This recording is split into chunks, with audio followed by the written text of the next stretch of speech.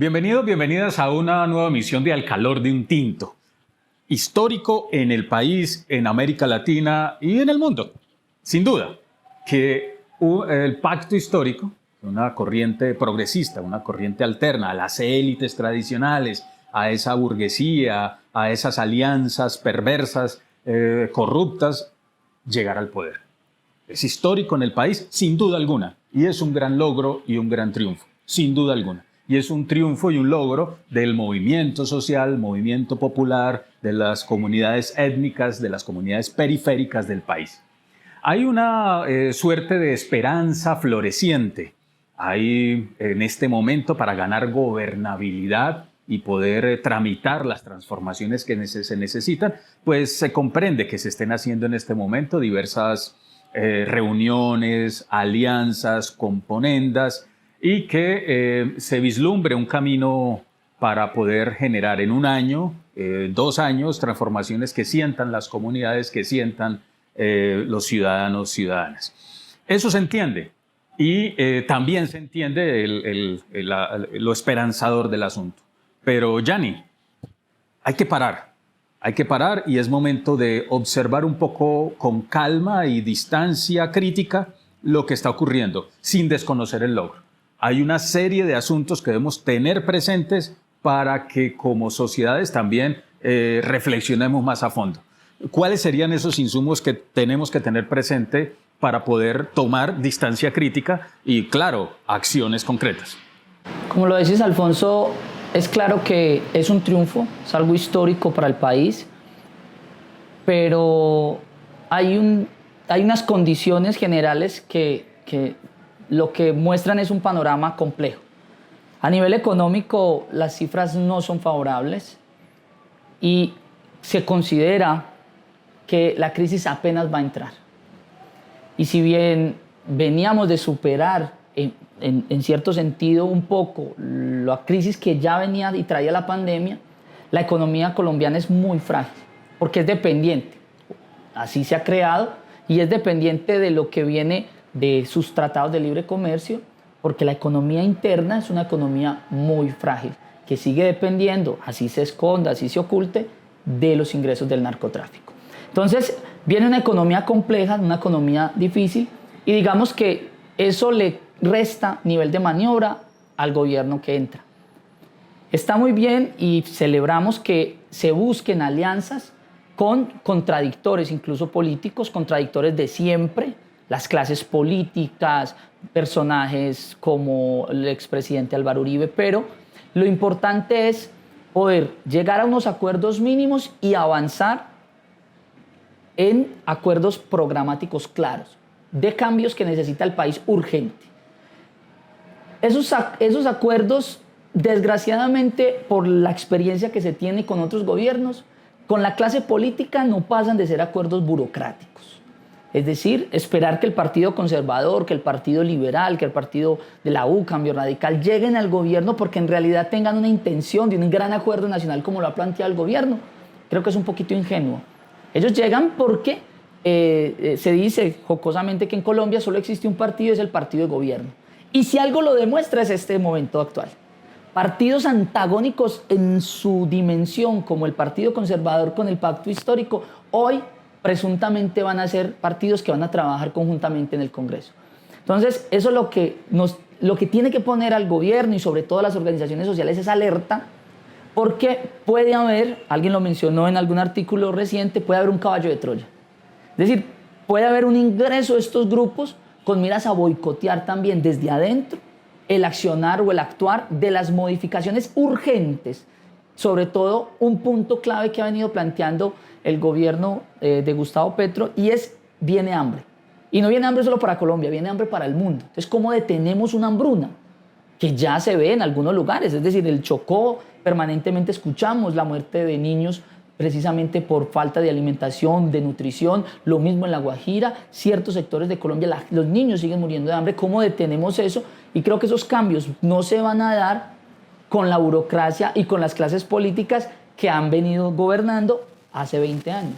Sí, Yanni, hay una serie, digamos que hay unos pisos de contexto que es bueno reflexionar. Uno, La OTAN hace unos pocos días, 2 días, 3 días, manifiesta abiertamente que Rusia es su enemigo y que China está allí, está haciendo fila también. Estamos diciendo que Colombia hace parte, bueno, no es miembro, no miembro, pero hace parte, está ligado a la OTAN y eso nos pone en un lugar difícil. Si estamos hablando de paz, tendríamos que reevaluar esa relación con la Organización del Tratado del Atlántico Norte, porque estaríamos apostándole a una guerra y una guerra global. 1, 2, en América Latina se requieren también alianzas con gobiernos progresistas para tener unas relaciones con Estados Unidos más equitativas, más autónomas. Eso hay que pararle bolas.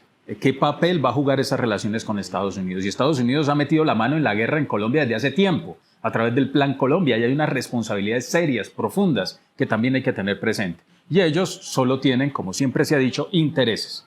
No amigos, sino intereses. El Pacífico para ellos es clave por toda la extracción del cobre. Y eso está anclado pues, a la Alianza Pacífico que ellos lideran. Entonces, todo eso hay que tenerlo en cuenta. Y ya internamente lo que estás mencionando.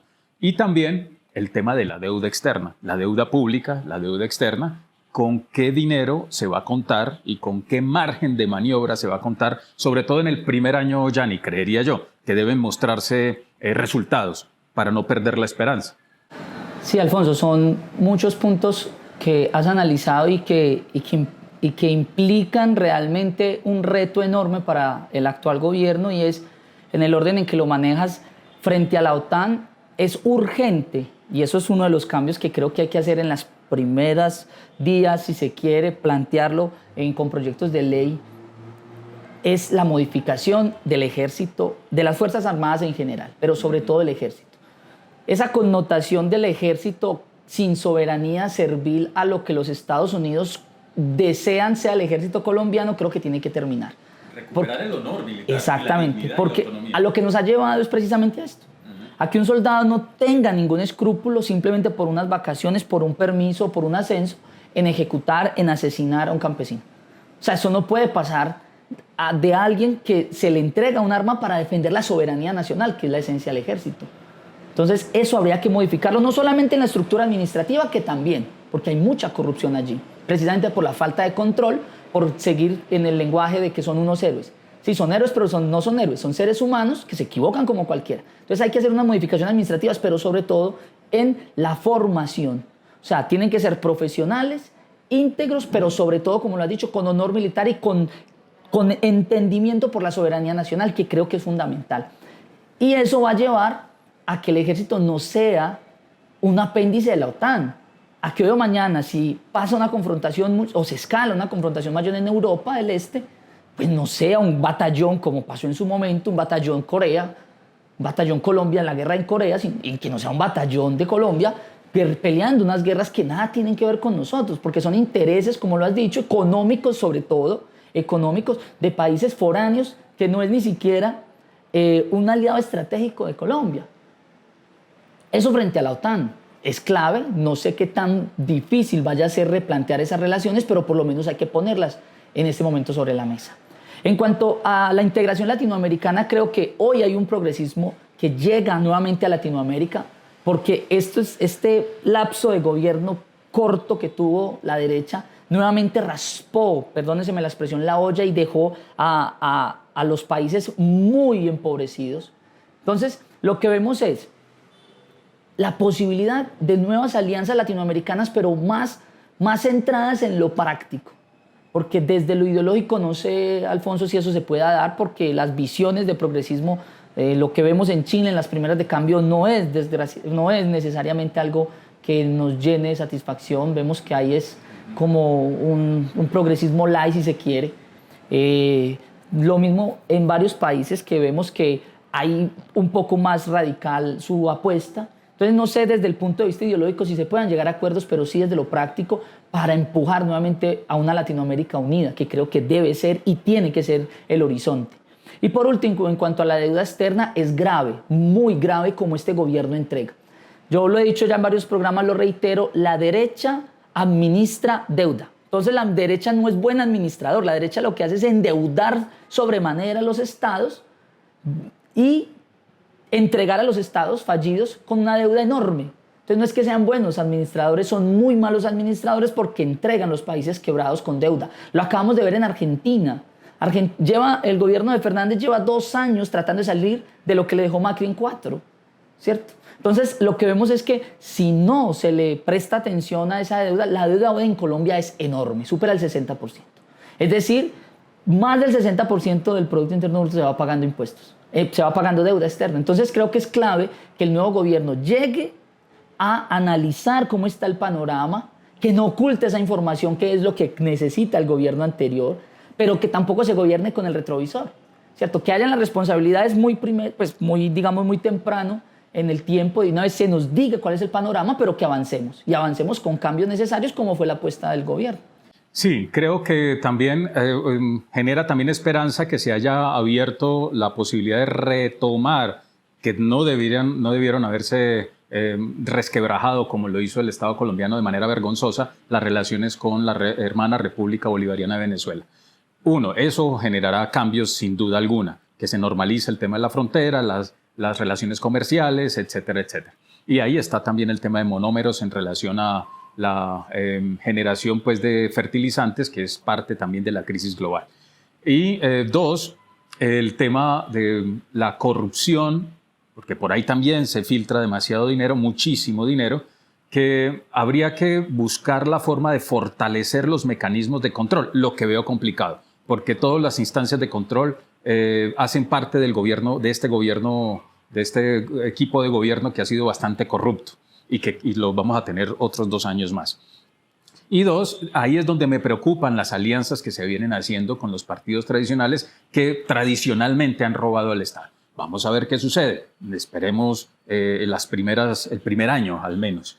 Y por último, creo, Yanni, que lo que sí le va a generar un músculo fuerte durante el primer año son las negociaciones. Es la implementación del acuerdo de paz, que ahí también se descubrió otra olla de corrupción por parte de los partidos tradicionales precisamente, implementar el acuerdo de paz y abrir la puerta a la negociación con el ELN y otras formas para otros actores.